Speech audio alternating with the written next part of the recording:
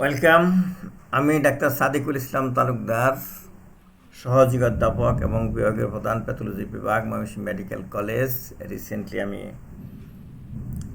পিআরএলে চলে গেছি।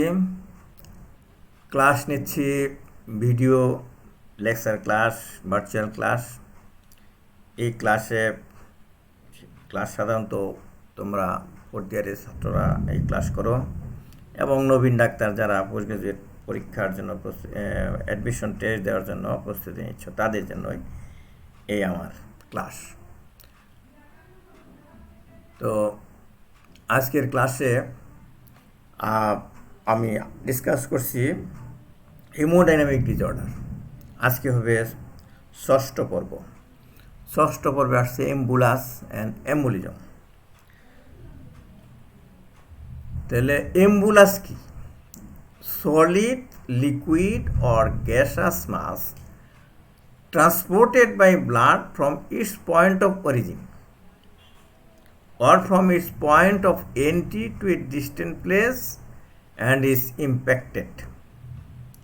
তাহলে একটা সলিড, লিকুইড অর গ্যাসাস মাস তৈরি হবে অথবা ঢুকবে ব্লাডে।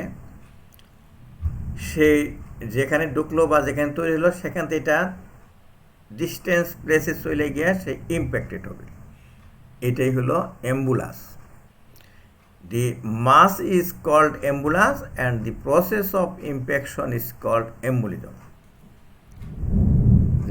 মাসটা ফর্ম করলো এবং এটা ভাসা শুরু করলো ব্লাডে, এটাই হলো এম্বুলাস। এবং যেখানে গিয়ে ইম্প্যাকশন হলো, এই ইম্প্যাকশনটাই হলো গিয়ে এম্বুলিজম।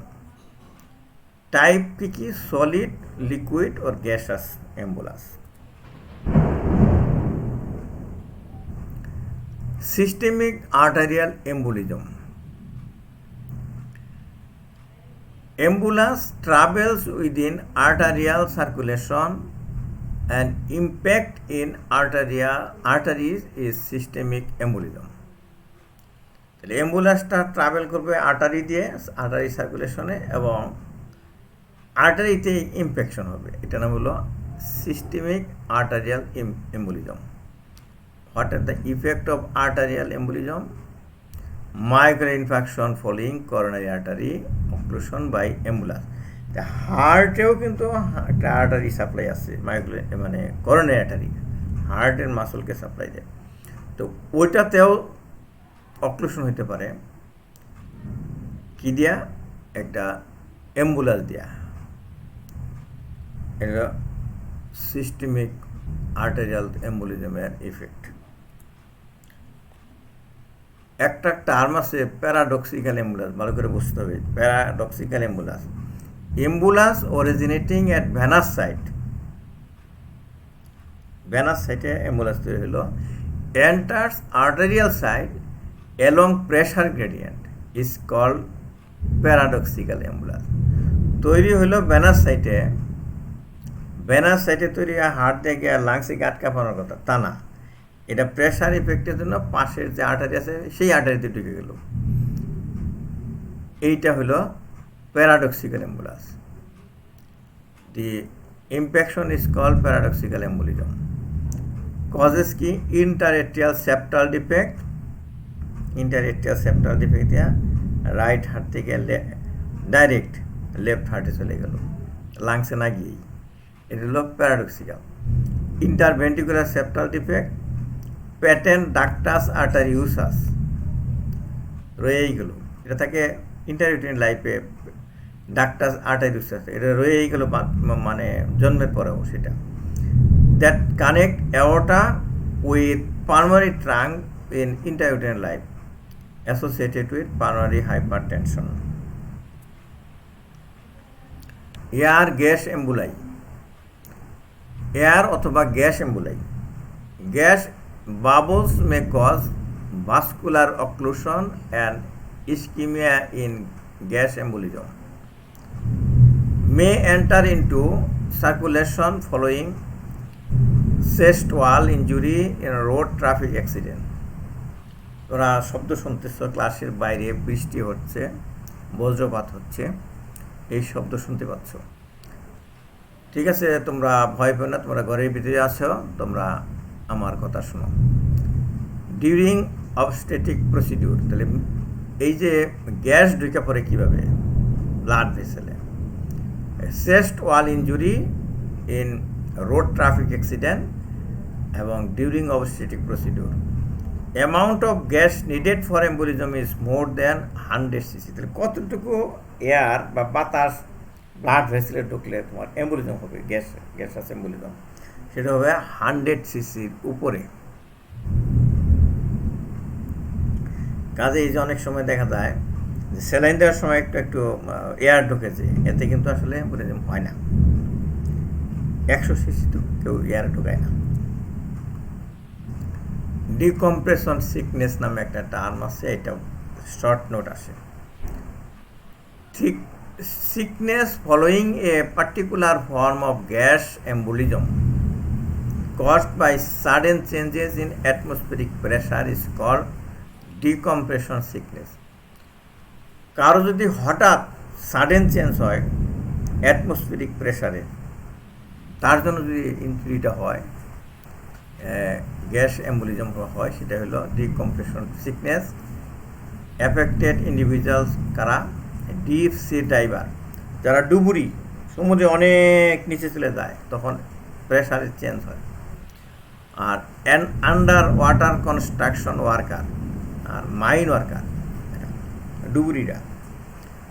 প্যাথোজেনেসিস, আন্ডার কম্প্রেশন মানে হাই প্রেশার, যখন হাই প্রেশার থেকে liquefaction of nitrogen of breath air in blood tissue of sea diver or other workers, যখন তারা অনেক নিচে চলে যায়, তখন তার যে নিঃশ্বাসের সাথে যে এয়ারটা নেয় সেটা লিকুইফাইড হয়ে যায়, নাইট্রোজেনটা লিকুইফাইড হয়ে যায়। Liquefied nitrogen become bubbles following decompression, release of pressure when diver ascend rapidly at sea level. যখন সে ডুব থেকে উপর দিকে করতে থাকে খুব র্যাপিডলি, তখন ওই নাইট্রোজেন যে থাকে, লিকুইড নাইট্রোজেন, ওর মধ্যে বাবল সৃষ্টি হয়। Bubble of gaseous nitrogen form gas embolism, সেই বাবলটাই হলো gas embolism. Types of decompression sickness কি কি? Acute or bands, characterized by severe pain due to ischemia due to gas embolism in skeletal muscle and tissue in and around the joint। যেভাবে gas embolism হইল, মাসুলের হইল, মাসুলে তো blood vessel আছে, সেখানে এই মাসুল পেইন হবে এবং জয়েন্ট পেইন হবে। Severe pain causes arching of affected individual, due to arching it is called bends. তাহলে বাঁকা হয়ে যায়, এই ব্যান্ডিং হয়ে যায়। ওই যে এরা বিদেশিরা যখন একটা ডান্স আছে, ব্যান্ড নাচার সময় ব্যান্ড হয়, ওইরকম এই রুগীরা ব্যান্ড হয়ে যায়, এই জন্য নাম দিচ্ছে ব্যান্ড। আর ট্রিটমেন্ট কি? Individual is placed in compression chamber to make the bubbles of nitrogen liquid. Subsequently, slow compression is called so that bubbles do not reform to make an embolus. এটা treatment দেওয়া হয় এইভাবে। যারা ওখানে ওই মাইনে কাজ করে, সমুদ্রে যারা ডুবুরির কাজ করে, তারা এটা জানে। কম্প্রেশন চেম্বারে নিয়ে যায়, বাবলস অফ নাইট্রোজেন লিকুইড কী করে, সাবসিকুয়েন্টলি স্লো ডিকম্প্রেশন করে, যার জন্য বাবলগুলা চলে যায়। বাইরে বৃষ্টি হচ্ছে, সেই শব্দ শুনতে পাচ্ছ।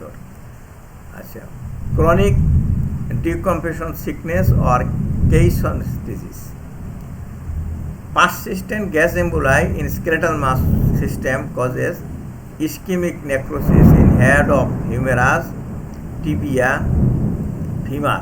এই সমস্ত জায়গায় পারসিস্টেন্ট গ্যাস এম্বোলাই হয়। আর কি হয়, আরেকটা টার্ম আছে চোখকে। Sometimes gas emboli may cause respiratory distress call chokes, তখন গ্যাস এম্বোলাই বুকে ডিস্ট্রেস হয়। ইট রেজাল্টস ফ্রম এটি রেজাল্ট ফর্ম হবে, ফর্ম না, এটি রেজাল্ট ফর্ম।